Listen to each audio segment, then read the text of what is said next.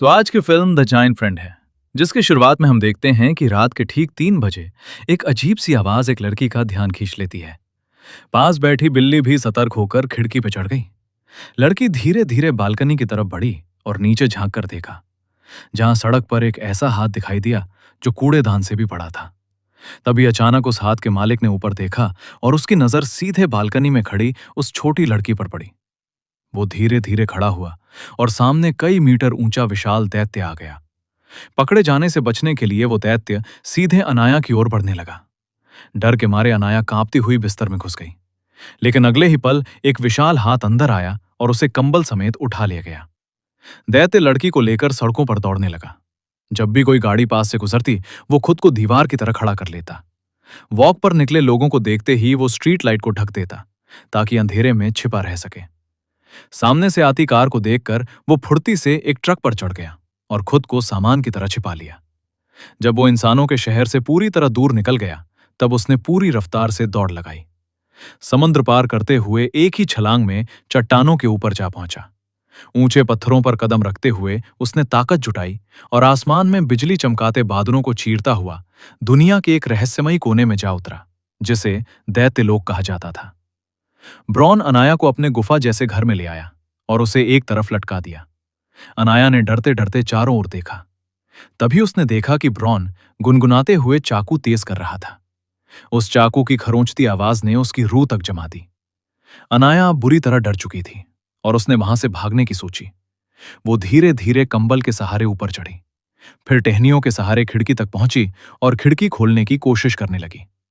उसने अपनी पूरी ताकत लगा दी, लेकिन खिड़की जरा भी नहीं हिली। तभी ब्रॉन ने उसे देख लिया और बिना कुछ कहे उसे सीधे एक बड़े तसले में डाल दिया। फिर उसने अपना विशाल तेज चाकू उठाया। डर के मारे अनाया गिड़गिड़ाने लगी, लेकिन तभी ब्रॉन जोर से हंस पड़ा। उसने कहा कि वो बाकी दैत्यों जैसा नहीं है। वो सिर्फ एक खास तरह की सब्जी खाता है, जिसे वो बड़ी नाक वाला खरबूजा कहता है।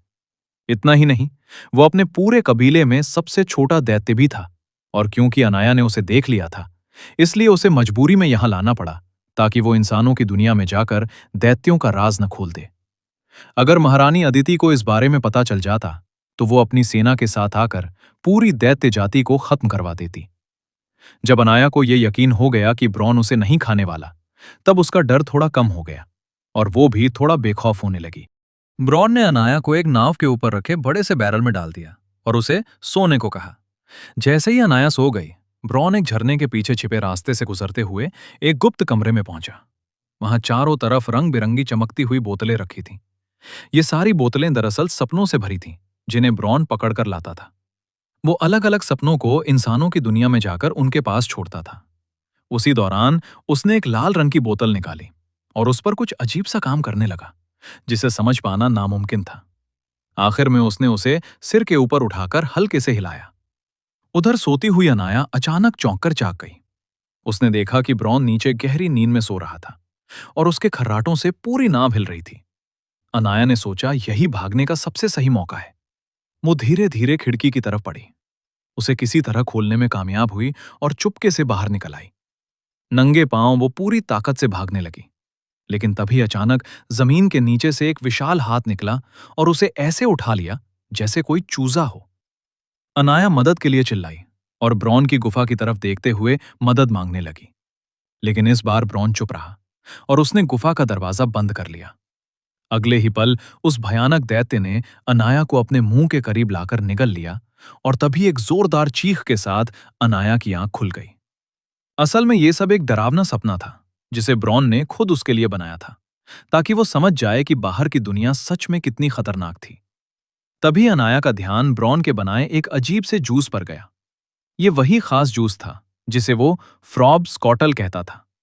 अनाया को यह अजीब लगा, क्योंकि आमतौर पर बुलबुले ऊपर की तरफ उठते हैं और पीने पर डकार आती है, लेकिन इसमें बुलबुले नीचे की तरफ जा रहे थे। तो इसे पीने पर क्या होगा? जैसे ही अनाया ने उसे पिया, उसे उसकी ताकत का अंदाजा लग गया। चिंगारियां और बिजली जैसी आवाजों के साथ एक जबरदस्त धमाका हुआ। इस शोर ने तुरंत एक और ज्यादा खतरनाक दैत्य को वहां खींच लिया, जो आदमखोर दैत्यों का सबसे खतरनाक दैत्य था। उसकी तेज सूंघने की क्षमता ने तुरंत इंसान की मौजूदगी भांप ली। उसने पूछा, क्या तुम्हारे पास कोई नई स्वादिष्ट चीज है? ब्रॉन ने मना कर दिया, लेकिन वो मानने वाला नहीं था और इधर उधर तलाश करने लगा। अनाया ने उसे देखते ही पहचान लिया। ये वही खौफनाक दैत्य था जो उसने अपने सपने में देखा था। जैसे ही वो दैत्य उसे पकड़ने ही वाला था, अनाया फुर्ती से भागकर एक आधे कटे बड़े नाक वाले खरबूजे के अंदर घुस गई। लेकिन किस्मत ने फिर धोखा दे दिया। जो दैत्य कभी सब्जी नहीं खाता था, उसने उसी खरबूजे को उठाकर खाना शुरू कर दिया। अनाया धीरे धीरे उसके मुंह की तरफ फिसलने लगी। तभी ब्रॉन चिल्लाकर उस बड़े दैत्य को याद दिलाता है, तुम तो सब्जियों से नफरत करते हो और सिर्फ इंसानों को खाते हो। यह सुनकर ग्रोक रुक गया। उसे बात सही लगी। उसने तुरंत वो खरबूजा फेंक दिया और जाते जाते मेज पर रखा जूस भी उठा लिया। ब्रॉन का मजाक उड़ाते हुए बोला, तुम दैत्यों के लिए कलंक हो। उसके जाने के बाद अनाया उस चिपचिपे फल के अंदर से बाहर निकली, जो अब पूरी तरह गंदगी में लथपथ हो चुकी थी और घिन से उसका बुरा हाल था। ये देखकर ब्रॉन हल्का सा मुस्कुरा दिया। इसके बाद ब्रॉन ने अनाया को गर्म पानी से नहलाया, फिर आग के पास बैठाकर उसे सुखाया और बदलने के लिए कुछ कपड़े भी दे दिए। अनाया ने एक लाल रंग की जैकेट चुनी, लेकिन उसे पहनते ही ब्रॉन उसे देखकर कुछ देर के लिए खो गया, जैसे कोई पुरानी याद अचानक लौट आई हो। हालांकि उसने बात टाल दी और कहा, सब ठीक है। फिर उसने पेड़ के खोखले तने में बिस्तर तैयार किया और अनाया को जल्दी सोने के लिए कहा, क्योंकि उसे फिर से अपने काम पर जाना था। सपनों को पकड़ना उसका रोज का काम था।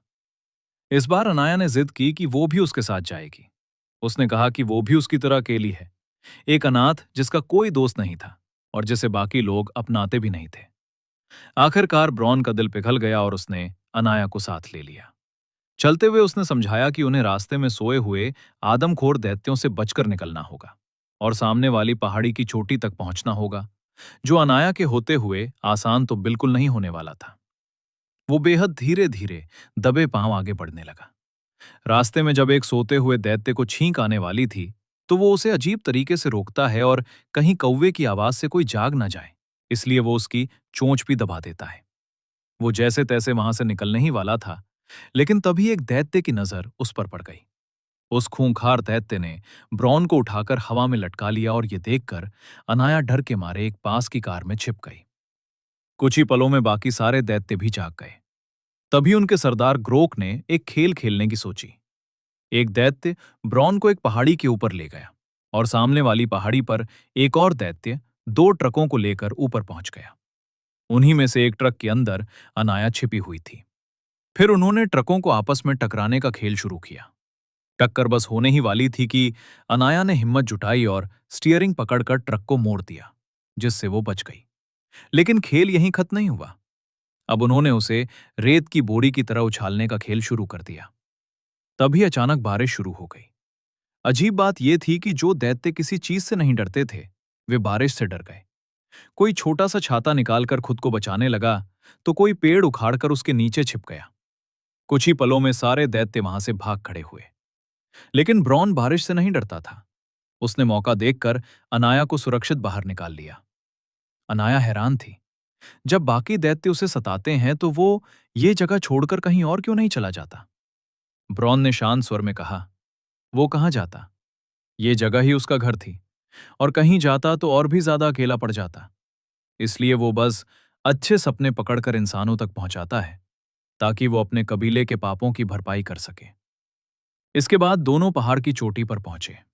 बादलों को चीरते हुए रात के अंधेरे में आगे बढ़े और एक चमकते सितारों जैसे पेड़ के पास आ पहुंचे। अचानक ब्रॉन नदी में कूद गया। अनाया ने भी उत्साह में उसके पीछे छलांग लगा दी, और अगले ही पल वो खुद को पानी के अंदर उल्टा खड़ा हुआ पाती है। पहाड़ के पीछे दोनों किनारों पर उन्होंने सपने पकड़ना शुरू किया। तभी अनाया के हाथ एक लाल रंग का सपना लगा, लेकिन ब्रॉन ने तुरंत उसे ले लिया, क्योंकि सपना जितना ज्यादा लाल होता, उतना ही डरावना होता था। सपने इकट्ठा करने के बाद वे दोनों वापस लौटने लगे। इस दौरान अनाया को लगने लगा कि ब्रॉन दुनिया का सबसे अच्छा इंसान था। अब उनका अगला काम सपनों को इंसानों तक पहुंचाना था। वे दोनों इंसानों की दुनिया में पहुंचे, जहां ब्रॉन एक खिड़की के पास जाकर एक छोटे लड़के को नीले रंग का खूबसूरत सपना फूंकता है। कुछ ही पलों में उस लड़के के चेहरे पर एक प्यारी सी मुस्कान आ जाती है। सपना देने के बाद उन्हें सूरज निकलने से पहले वापस दैत्यलोक लौटना था। ब्रोन ने अनाया को ठंड से बचाने के लिए कंबल निकालना चाहा, लेकिन वह गायब था।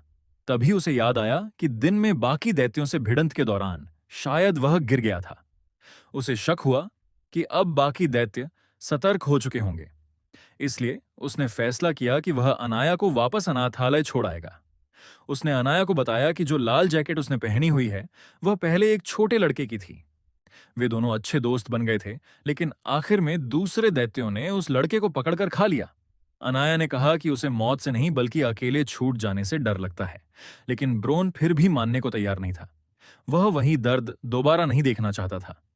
मजबूरी में अनाया अनाथालय लौट आई, लेकिन उसने हार नहीं मानी। उसने एक योजना बनाई और अचानक खिड़की से छलांग लगा दी। ब्रोन आखिरकार फिर पिघल गया और अनाया को वापस ले जाने का फैसला किया। लेकिन जैसे ही वे वापस दैत्यलोक पहुंचे, उन्होंने देखा कि सारे दैत्य अनाया को ढूंढ रहे थे। उनके सरदार ग्रोक ने सबको उसकी गंध याद रखने को कहा और फिर हर जगह उसकी तलाश शुरू हो गई। उन्होंने हर कोना छान मारा और इसी दौरान ब्रोन के वर्षों से संजोए हुए सारे खूबसूरत सपने भी तोड़ डाले। अपनी मेहनत को यूं बिखरते देख इस बार ब्रोन खुद को रोक नहीं पाया। उसने मशाल उठा ली और पानी को हथियार बनाकर उनका मुकाबला किया। आखिरकार उसने उन आदमखोर दैत्यों को वहां से भगा दिया। तभी अनाया के दिमाग में एक जबरदस्त योजना आई, हमेशा के लिए इस खतरे को खत्म करने की।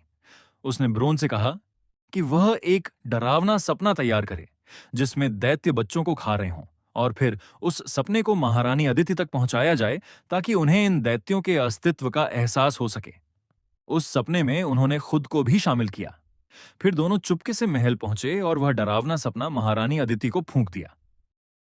अगले ही पल महारानी अदिति डर के मारे नींद से जाग उठी और तभी उन्होंने देखा कि खिड़की पर अनाया खड़ी थी, बिल्कुल उसी तरह जैसे उनके सपने में थी। नीचे आंगन में ब्रोन खड़ा था। अब महारानी अदिति को यकीन हो चुका था कि यह सब सच था। इसके बाद महारानी अदिति ने ब्रॉन का जोर शोर से स्वागत किया। महल के नौकर सीढ़ियां लगाकर ब्रॉन तक खाना पहुंचाने लगे और वो बड़े मजे से खाने लगा। बदले में वो अपने साथ 82 साल पुराना खास जूस भी लाया, जिसे उसने सबको चखने के लिए दिया। सबने एक ही घूंट में उसे पी लिया। यहां तक कि महारानी अदिति के पालतू कुत्तों ने भी अगले ही पल पूरे महल में गूंजती आवाजों का तूफान खड़ा कर दिया। खाने पीने के बाद महारानी अदिति उनका साथ देने के लिए तैयार हो गईं और अपनी सेना को उनके साथ भेजा, जिसे ब्रॉन सीधे दैत्यलोक में ले गया।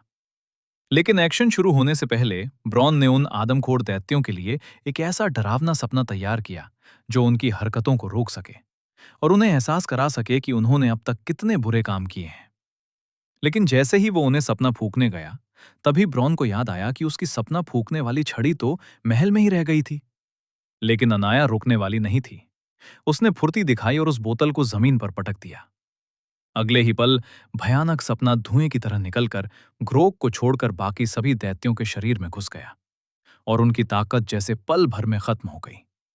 इसी बीच ग्रोक गुस्से में ब्रॉन को पकड़कर चीरने ही वाला था कि तभी महारानी अदिति की सेना मौके पर पहुंच गई। चारों तरफ से सैनिक कूद पड़े और एक एक करके सभी दैत्यों को जालों में जकड़ लिया। आखिरकार उन सभी खतरनाक दैत्यों को एक सुनसान द्वीप पर भेज दिया गया, जहां पानी से डरने की वजह से वे कभी भाग नहीं सकते थे। ब्रॉन ने जाते जाते उनके लिए ढेर सारे बड़ी नाक वाले खरबूजे और उनके बीज भी फेंक दिए, जिसका मतलब था कि अब उन्हें जिंदगी भर वही नापसंद चीज खाकर गुजारा करना होगा। अनाया और ब्रॉन की बहादुरी के लिए महारानी अदिति ने उन्हें महल में रहने का न्योता दिया और पूरे देश के बच्चों के लिए एक सुरक्षित माहौल भी सुनिश्चित किया। लेकिन ब्रॉन ने वापस अपनी दुनिया लौटने का फैसला किया, क्योंकि उसे अपने काम पर वापस जाना था, अच्छे सपने पकड़ना और उन्हें इंसानों तक पहुंचाना। वहीं अनाया भले ही अब दैत्यों की दुनिया में नहीं जा सकती थी, लेकिन अब वो अकेली नहीं थी। जब भी उसे ब्रॉन की याद आती, वो आसमान की तरफ देखकर उससे बातें करती और कहीं न कहीं उसी पल ब्रॉन भी उस एहसास को महसूस करता था।